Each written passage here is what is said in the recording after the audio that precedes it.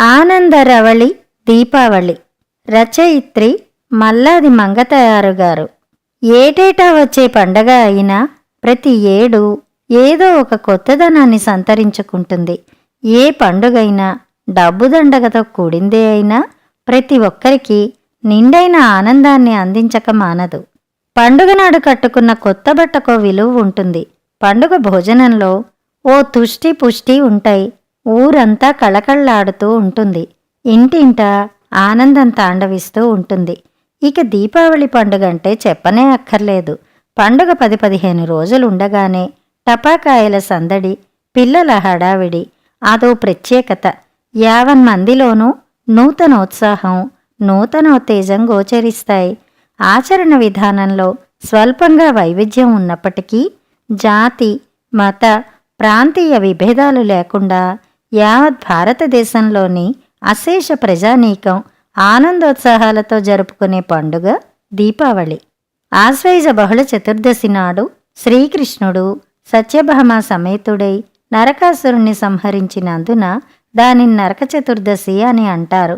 మర్నాటి అమావాస్యను దీపావళి అమావాస్యగా ఊరు వాడ దీపాలతో అలంకరించి విజయోత్సాహంతో పండుగ చేసుకుంటారు. లోకకంటకుడైన నరకాసురుణ్ణి సంహరించి లోకానికి శాంతి భద్రతలు చేకూర్చిన శ్రీకృష్ణ పరమాత్మకు ప్రజలు కృతజ్ఞతలు తెలుపుతూ తమ సంతోషాన్ని, సంతృప్తిని ప్రకటించుకునే పర్వదినమే దీపావళి. అది భారతీయ సంస్కృతి సంప్రదాయాలకు ప్రతీక.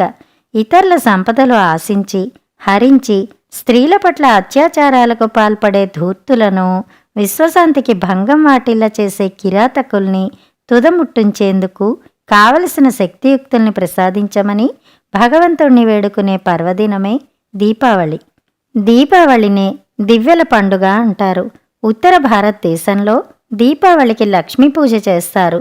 కొన్ని చోట్ల వారికది సంవత్సరాది. వ్యాపారస్తులు ఆ రోజు కొత్త ఖాతా పుస్తకాలు తెరుస్తారు. ఆయుర్వేద వైద్య నిపుణులు దీపావళి నాడు వైద్య విద్యకు అధిదేవతైన ధన్వంతరిని పూజించడం పరిపాటి. అన్ని పండగల్లాగే దీపావళి గురించి కూడా ఎన్నో పురాణగాథలున్నాయి. వాటిలో విష్ణువు వామండై బలిచక్రవర్తి అహంకారాన్ని అణిచిన కథ, ఆర్యావర్తాన్నంతా ఏకఛత్రాధిపత్యంగా ఏలిన మహారాజు, మహావీరుడు, మనుషులకు సాధ్యం కాని ఘనకార్యాలెన్నిటినో సాధించిన విక్రమార్కుని కథ, ఇంకా అంతా చెప్పుకునే నరకాసుర వధ ఇత్యాదులెన్నో. పరిత్రాణాయ సాధూనాం వినాశాయ చ దుష్కృతాం ధర్మ సంస్థాపనార్థాయ సంభవామి యుగే యుగే అని గీతాచార్యుని వాక్కు.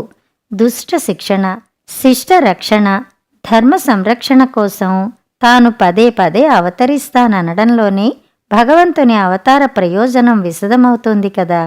సాక్షాత్తు భగవంతుడే ధర్మరక్షణకు పూనుకుంటానని చెప్పడంలో ఆ ధర్మం యొక్క శక్తి ఎంతటిదో ఊహకందదు. అట్టి ధర్మాచరణమే మనిషికి కావలసిన శాంతిని, అనంతమైన ఆనందాన్ని చేకూరుస్తుందనడం సుస్పష్టం. సర్వేశ్వరుని సంరక్షణ పొందదలిచిన వారికి తగిన అర్హతలు జాతి, మతము, అంతస్తు కావు. కావలసినవి సౌజన్యము, ధర్మవర్తనములేనట. శ్రీకృష్ణుడు సత్యభామ సమేతుడై నరకాసుర సంహారానికి వెళ్లడంలోని పరమార్థం చిత్తగించండి. నరకుడు మాయావి, పరమదుష్టుడు, స్త్రీలను చెరపట్టి నానా హింసలు పెట్టేవాడు. అలాంటివాడు స్త్రీ శక్తి చేతనే హతుడవడం అర్థవంతం. పరహింసాపరులు, కాముకులు నరకం అనుభవించక తప్పదన్నది మరో అర్థం. స్త్రీలు అబలలు కారు, సబలలే. వారు శక్తి స్వరూపిణులు.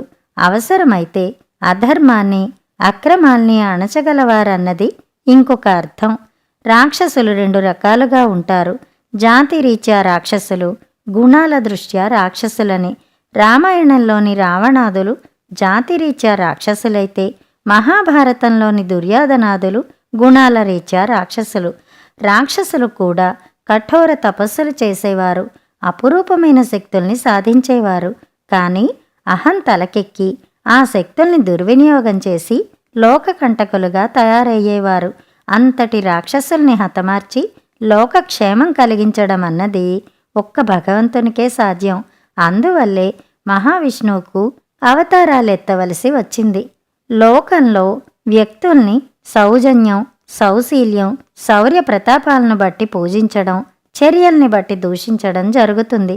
అందుకే రామాదివత్ వర్తితవ్యం న రావణాదివత్ అన్నారు. మానవత్వానికి, దానవత్వానికి, దైవత్వానికి గుణాలే మూలం. ఈ దైవ దానవ మానవ తత్వాలు ఒకే కుదుట్లో చూడవచ్చు. దేవకి వసుదేవులను మానవులుగా, కృష్ణుణ్ణి దైవముగా, కంసుణ్ణి దానవునిగా పరిగణిస్తారు.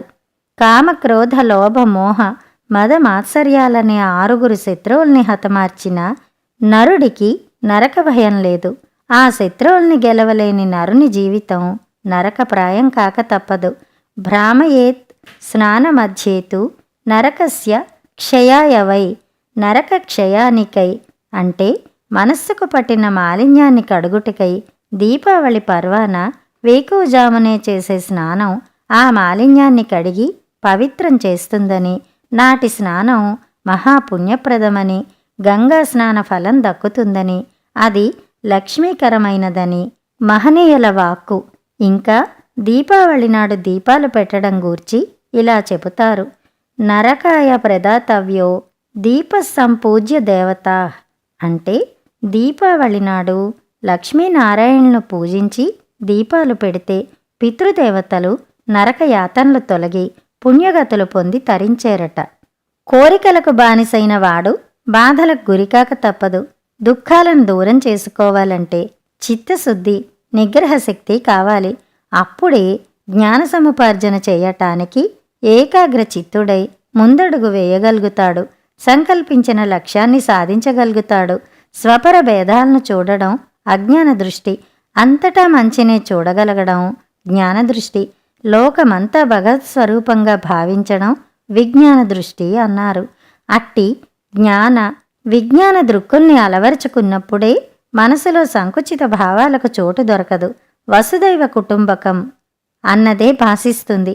దీపం వెలుగుతూ పాంధునికి దారి చూపునట్లు మనిషి తనలోని సద్గుణాలను సమాజ సంక్షేమానికి వినియోగించాలన్నదే దీపావళి నేర్పే గుణపాఠం.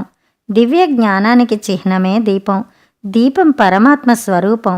అందుకే దీపం జ్యోతి పరబ్రహ్మ, దీపం సర్వతమోపహం, దీపేన సాధ్యతే సర్వం, సంధ్యాదీపం నమోస్తుతే అంటూ నిత్యము జ్యోతికి ప్రణమిల్లుతాం.